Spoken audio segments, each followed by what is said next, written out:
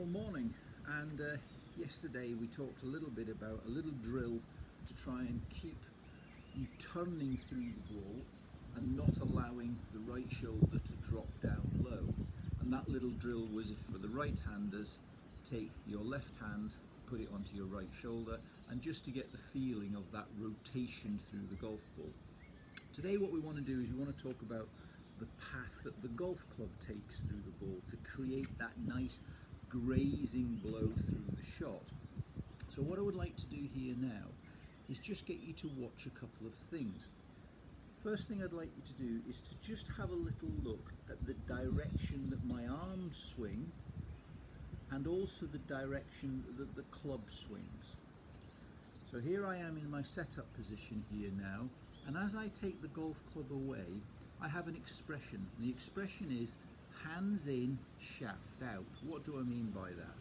Well, here I am now allowing the club to move backwards, and you'll notice that it is still moving slightly on the inside. It's not moving straight back, it's moving on a gentle curve inside, but as it does so, my hands stay very close to my thighs here. And you'll notice at this position here now, the head of the golf club is actually in front of my hands. There is no sign of the club head disappearing behind me here. Hands in, shaft out.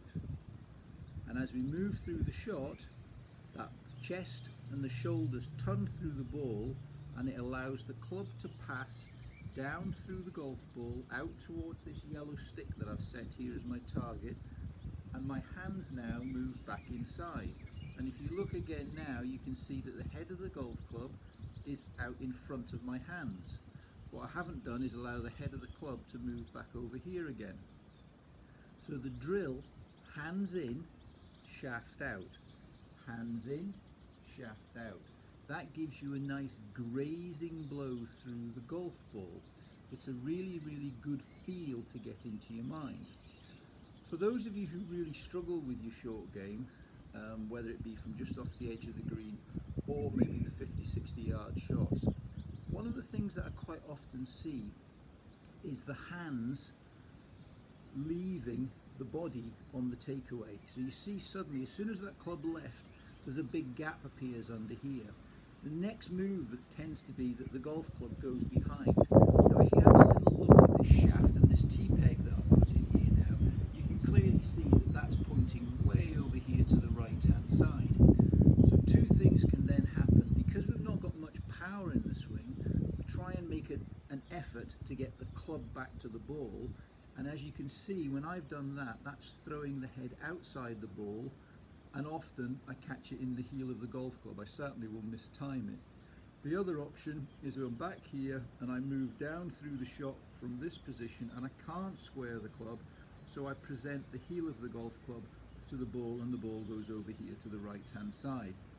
Either way, the hands are moving further away from the body from when they started, because clearly when I start at address, I have the ball positioned in the middle of the face of the club, pointing at the hole. Any movement away is going to take the golf club outside the ball. So keeping our hands close to our body gives us that nice consistent path so that we present the middle of the face to the middle of the ball. So one of the key things that I'm looking to see happening when you're practicing, we've got a situation here where we don't want to see either the body move forward or the hands move away. We want to try and keep everything linked. Boom, boom. So looking at it from this angle here, there's a linkage around my chest and my arms. Boom, boom. Turning from the chest through the ball, passing the club to the target at all times. Little drill that I've got, which I'll bring in here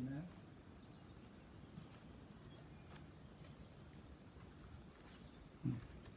And this, you could use a chair with a stick sticking out of the chair just to give you that feedback. Well, all I'm doing here, if you now watch my hands, just get that lined up properly, I'm keeping my hands inside that line Shaft is staying either on line with my hands or slightly in front.